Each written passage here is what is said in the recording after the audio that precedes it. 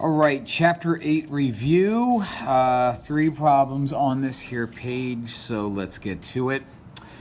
Volume of a cone is 17 pi cubic meters. What is the volume of a cylinder having the same base and the same height? Well, there's an easy way to do this and a hard way to do this, so let's do it the easy way. Here's a cylinder. There's just a regular old cylinder. Here's a cone that basically follows the same exact rules. If you write out the volume for the cylinder, it's pi r squared h. If you write out the volume for the cone, it's literally the same exact thing, but with a third in front of it. Now, using common sense, instead of having to do all this math, what we could say is that a cone is just 1/3 of a cylinder. So when we say that the volume of a cone is 13 cubic meters, if the cone is 1/3 of the cylinder, then a cylinder is going to be 3 times the cone. In other words, 17 pi times 3 is like, I have 3 groups of 17 pies. Sounds like the best Thanksgiving meal ever. So we'll say 51 pies. Not 51, but 51 pies. B. Problem 2, we're doing something much different. We're finding the radius of a sphere with that given volume. Now, normally if we're working forwards, we would, I'd give you the radius and then we'd find the volume. Well, now I give you the volume and we need to go backwards. So with all these problems, it's always best to write out the equation.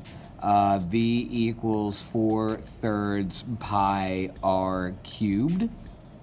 I'm going to plug in what I know, and what I know is 121.5 pi equals 4/3 pi r cubed. Now, I could multiply this number to that number and this number to that number, but here's a little trick about pi. If all we're doing is multiplying on the left and multiplying on the right, just get rid of it. Divide both sides by pi, and pi disappears for both of them. Now, we don't always do it that way. It's just one of those cases where this is super convenient for us, and that's the way we can do it. And if we eliminate pi from both sides, I am left with 4/3 r cubed. 4/3 is 1.3 repeating, or you know how I am. I like to multiply both sides by the reciprocal. So multiply both sides by 3/4. Multiply both sides by 3/4. So 3/4, also known as 0.75, times, 3/4 times 121.5, 91.125. So my radius cubed is 91.125. Well, hold your horses. That's not my radius. That's my radius cubed. In order to get rid of a cubed, cube root both sides. So cube root on any calculator is math 4, and I'm cube rooting 91.125, and it's a perfect 4.5. Look at that. R is 4.5, so C is my answer. B, C, before Christmas. Solids are similar. Finally, an easy problem. Solids are similar. Whenever we see similar, and we're just talking about regular directions, or dimensions rather, we write things as big to small. If we were talking about surface area or volume, that's a different story. We'll deal with that if we have to deal with that. So I'm going to say on the big shape, I have 42.5 feet. That matches up with 204 inches. I'm going to set that equal to, on the big shape, I have 17 feet. Matches up with, I don't know, on the small shape. Cross multiply, 17 times 204. It's 3,468.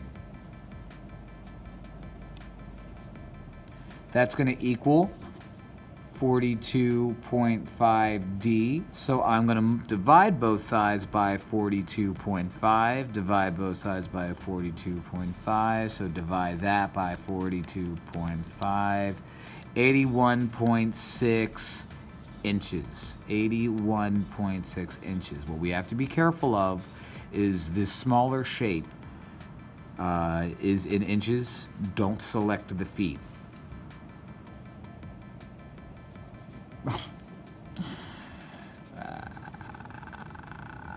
All right, BCD. BCD. Problem 4, find the volume of the cylinder in terms of pi. This is actually much easier than just doing it regularly. I think many people would look at this at home and say, I don't have a calculator, I can't do pi, but this is actually a very easy fix. Cylinder is pi r squared h, so I'm going to write out pi r, which is 7, squared, h, which is 10. And the purpose of a problem like this, when it says write it out in terms of pi, we're assuming that we don't have a calculator available. So let's see what I can do without a calculator. Okay, pi is pi, let's leave that there. 7 squared is 49. 49 times 10 is 490. So pi times 490 is 490 pi. I realize that what we're used to is just throwing all of that into our calculator and getting some terrible number. Well, this is assuming we don't have a calculator, so we just answer in terms of pi, which means pi is in our answer, and our answer is 490 pi. Inches cubed because it's volume. Okay?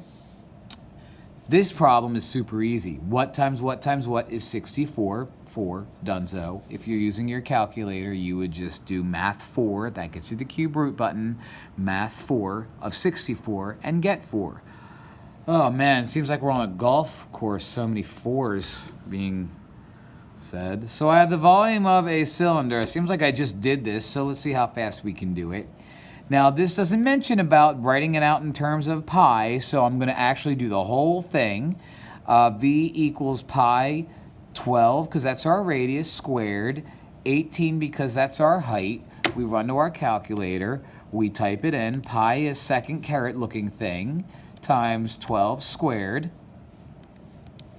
times 18, gives us a big number, 8,143.00. So I'm actually going to leave it like that, just 0.0. Feet, feet, feet cubed because it's volume.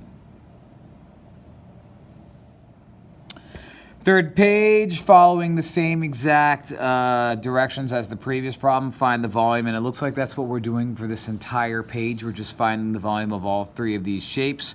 Rounding it to the nearest tenth, it looks like, is the theme for this page as well. So I have myself a cylinder.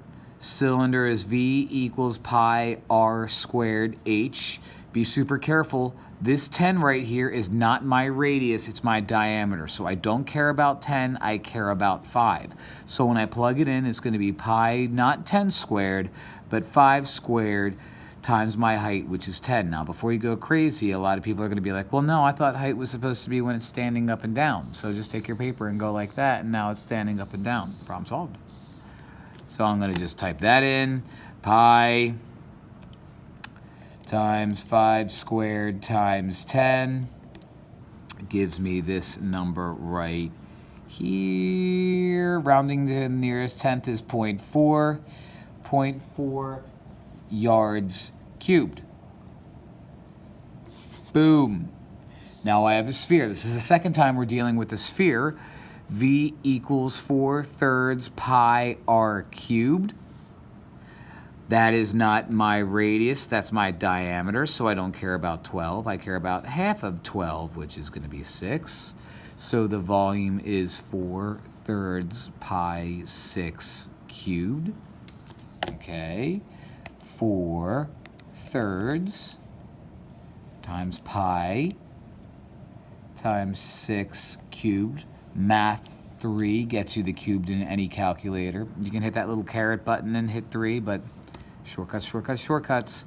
The volume is 904.8 because 0.77 rounds to 0.8 if we're rounding it to the nearest tenth. My unit is inches, so since this is volume, inches cubed. What do we have here? We have a composite solid, which means we have two shapes glued together. Sometimes you have a shape being taken out of another shape, but in this case, it looks like we have a semi-sphere sitting on top of a cylinder. Now, the formula for a regular sphere we just saw was 4/3 pi r cubed. So the formula for a semisphere, half of it just means multiply a half to everything. Cylinder is going to be pi r squared h. Okay, let's do one shape at a time. Semisphere is going to be 4/3 pi r cubed. My r is not 10. Diameter is 10. My r is 5.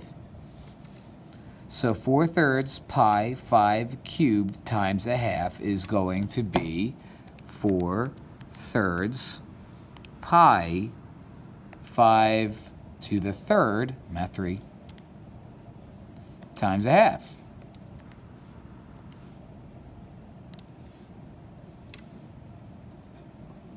(261.8 meters cubed), but I'll get to that in a minute. I'll wait. I'll save that for the end. Cylinder, pi r squared, not 10 but 5 squared. Height is 24. Pi times 5 squared times 24. The volume is 1884.95. So actually, I'm going to make it 1885.0 because that's the way it rounds. Add these two numbers together. That's going to be my final total. What do we have? Oopsies. We have 2,146.975, so 0.8 meters cubed. That's my total. And I like totals. Zombies. Where's the button here? Find the height of the cylinder. So I am missing my height. Cylinder is pi r squared h. I don't care about 16. That's the diameter. I want 8. So V equals pi 8 squared h. I also know my volume, so I probably should have written that out. The volume is 2412 equals pi 8 squared h. I'm going to multiply pi and 8 squared into my calculator all at the same time. I knew that. 201.06, so I'm going to put 201.1. 2412 equals 201.1h. So I'm going to divide both sides by 201.1, divide both sides by 201.1, and I have 2412 divided by 201.1, and that gives me 11.99. And last time I checked, if I go to a store and I see something that's $11.99, it's $12. 12 what? 12 meters. Now I'm finding the height, so it's not like meters cubed or anything like that. It's just meters. Now, normally when we do problems like this, like we saw on the first page, we usually have to square root at the very end. That's only if I'm finding the radius. In the first page, we had a sphere, I think it was the first page, we had a sphere where I had to cube root both sides. In this case, we're not worried about that. And you know what? Here I am jumping the gun like I always do because that's exactly what's going to happen next. So erase the last 10 seconds from your memory. Hi, welcome back. The volume is 85. I need to find a missing radius, round to the nearest tenth. So I'm going to write the volume as 1/3 pi r squared h. Okay, I don't know the radius. I know the volume. 1/3 is 1/3. Pi is pi. Radius is I don't know. And the height is 9. So I'm going to multiply the numbers that I can multiply on this side. I'm going to multiply 1/3. I'm going to multiply pi. I'm going to multiply 9. And that's what I get. So I have 85 equals r squared attached to 9.4. 85 divided by 9.4, because I am to divide both sides by 9.4. 85 divided by 9.4 is 9.04. So 9.0 equals r squared. Not done, because in order to get r by itself, I square root both sides. R becomes 3. Look at that. And since I'm dealing with yards cubed, yards. 3 yards. All right. Last but not least, determine whether the solids are similar. If things are going to be similar, then the ratios have to match up. In other words, the 16 here matches up with 10. 14 here matches up with 8. 12 here matches up with 6. I have to make sure that if I write everything out that matches up as a fraction, that I get the same thing. So 16's got to match up with 10. 16 over 10. 14 over 8. What else? 12 over 6. I always do big to small because of that rap guy. That becomes 1.6. 14 over 8, I'm not too confident about, but it's 1.75, so automatically we're done. We're done. I know that's 2, so not only are we done, but we're super done. Are these similar? Nope. Nope. Last but not least, the solids are similar, find B. So I care about big to small again. So on the big, I have a 25. That matches up with a 20. So 25 over 20. On the big, I have a B. That matches up with a 16. So B over 16. 25 times 16, I think, is 400, but I just want to make sure. 25 times 16 is 400. Why would I ever doubt myself?